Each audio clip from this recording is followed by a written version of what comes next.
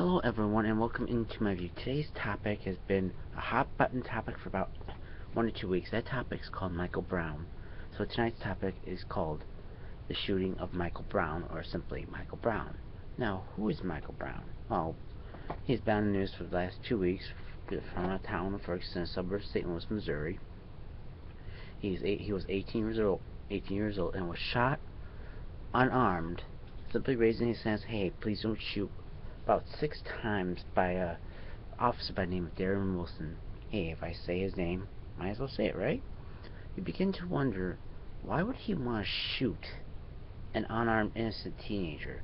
I mean, we've seen the footage where he allegedly robbed the store. I mean, so far no additional witnesses came forward to say, "Hey, by the way, look over here, this teenager robbed the store," and all of a sudden more support is going towards the officer than towards the family, pardon me.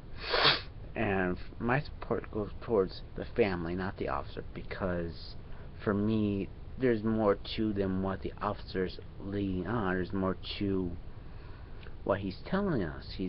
There's more, like, something that's not there. So it's simply that it's disheartening that, right after his shooting, it led to the protest for 2 weeks in Ferguson, and for about at least a week or so, the Ferguson Police Department basically mishandled the protest very horribly, and for some reason they felt the need to use military equipment that mostly our military men and women use overseas, basically for current conflicts and abroad, wherever they may be, just to simply say, "Hey, by the way, these protesters are simply a threat." Well, the protests were and are peaceful for the past 2 weeks. It's just for the past several days, they've been, as you've seen, as I've seen, that usually in a protest, whether it be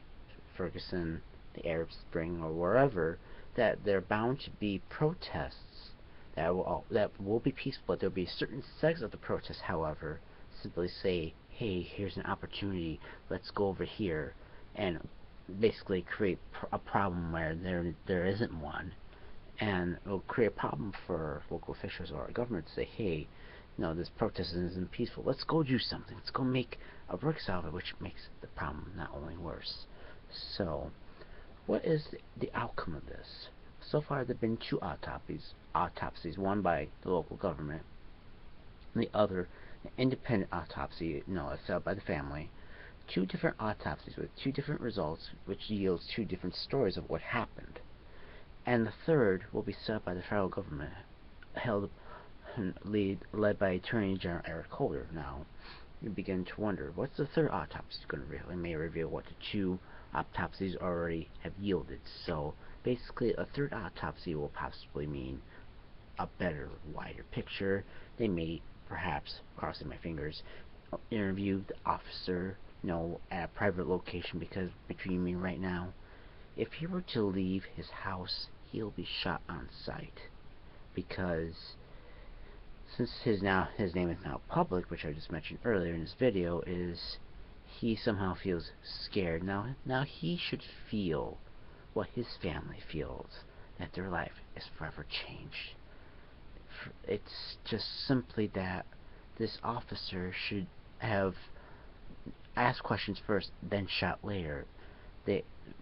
For some reason, they thought that this video that was, they didn't.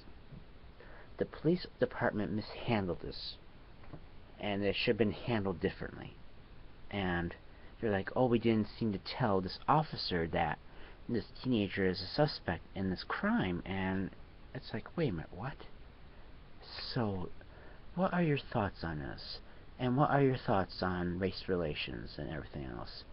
Share your comments below, like, comment, subscribe, and I'll see you next time on another edition of In My Reviews, where I give Washington a bitch slap, give a dose of reality, and tell her, "Sit down, shut up, and stop crying." So I'll see you next time, and as always, America, good night, and ignite the revolution.